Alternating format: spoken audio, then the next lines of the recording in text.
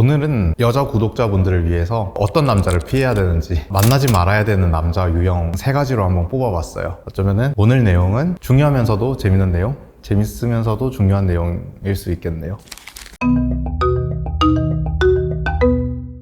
여러분들이 만나지 말아야 될 남자 첫 번째는 선을 지키지 않는 남자예요. 남자들의 사회는 약간 규율과 규칙 기반으로 돌아가는 경향이 있어요. 이게 남성적인 사고의 특징 중에 하나인데, 남자가 여자와 관계를 맺는데 여자가 원하는 어떤 기본적인 규율을 제시를 했는데 그거를 못 지키는 남자는 앞으로 장기적으로 뭔가의 신뢰관계를 쌓거나 둘만의 어떤 약속을 만들어가고 패턴을 만들어가기에 좀 어렵다는 생각이 전 좀 들었어요. 예를 들어보면 폭력적인 습관이 있는 남자라 하더라도 하지 마라고 했을 때 그걸 지켜내는 능력이 사실 되게 중요하거든요. 제 입장에서 만약에 제 딸이라면은 아빠 이런 남자 어때요? 라고 하면은 너가 하지 말라고 선을 그었는데도 그걸 반복해? 그 남자는 아닌 것 같아 라고 저는 확실하게 얘기해 줄 것 같아요. 근데 선을 지키지 않는 남자라고 하는 거를 볼 때 중요한 전제 조건이 있어요. 여자분들이 선을 너무 많이 그으면 안 돼요. 남자들은 약간 규율을 처음에 한두 가지를 제시를 했을 때는 조금 불합리해도 내가 여자친구랑 사귀려면 뭐 지키지 뭐 이렇게 해서 좀 팔로잉을 하다가 어느 순간 이건 좀 아니지 않아? 하면 이제 와르르 무너지거든요. 그래서 여자분들 입장에서는 이 남자가 선을 지키는 놈인지 아닌지를 잘 평가하려면 내가 너무 많은 규율들을 제시를 하고 너무 많은 거를 지켜달라고 하지는 않았는가, 이거 한 번만 잘 체크해 보시고 기본적인 것만 지키면 된다라는 게 이제 확신이 드신다면은 이제 선을 지키지 않는 남자인지 평가할 수 있으실 것 같아요. 그 다음에 두 번째 별로인 남자는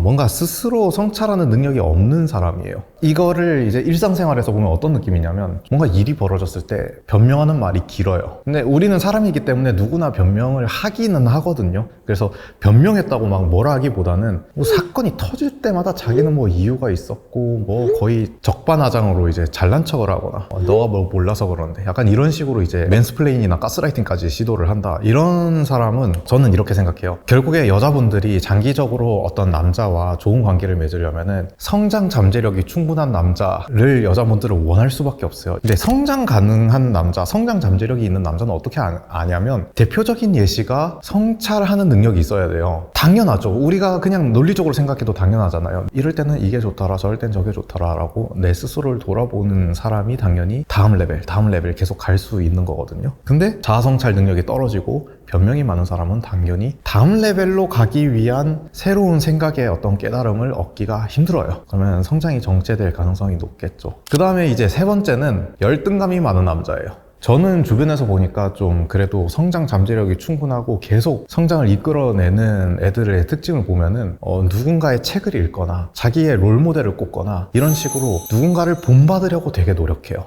근데 어떤 애들은 본받는 사람은 없고 전부 다 잘난 사람들은 뭐 뒤가 구리고 쟤는 이래서 별로고 저래서 별로고 자긴 뭐 잘났다고 다른 사람들을 저렇게 까내려 하는 사람 있잖아요. 이렇게 열등감이 좀 서려 있는 사람들은 누군가를 깎아내려야 자기가 좀 위협감이 줄어들고 안심이 되는 사람이기 때문에 이거 쉽게 잘 안 고쳐져요. 여자분들이 나서서 그걸 고쳐준다고 한다면 진짜 찐사랑이긴 한데 너무 힘들어요. 너무 힘들고 가능성이 별로 없기 때문에 내 남자 열등감 너무 많은 것 같은데 이러면은 좀 다시 생각해 보시는 게 어떤가.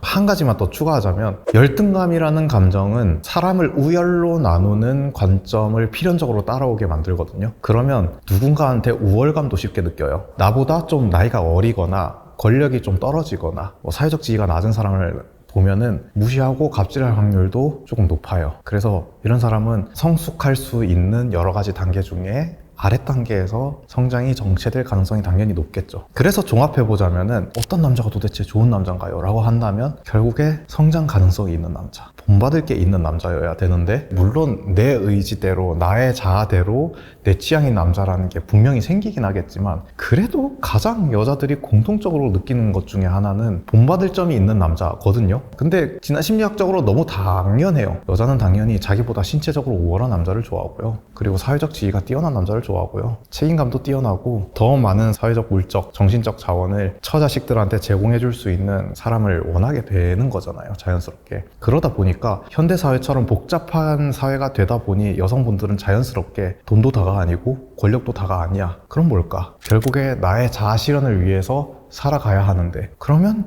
결국에 중요한 거는 개인으로서 삶을 본받을 만하게 사는 사람을 보고 싶은 거예요. 결국에 그거를 심각하게 위배하는 거. 첫 번째가 선을 넘는 거고, 두 번째가 스스로 성찰할 줄 모르고 변명을 늘어놓는 거, 세 번째가 자아 비판 자체를 불가능하게 하는 열등감. 어떤 본능적인 게 약간 현대사회의 분위기와 맞물려서 나오는 현상 중에 하나가 아닐까 싶네요.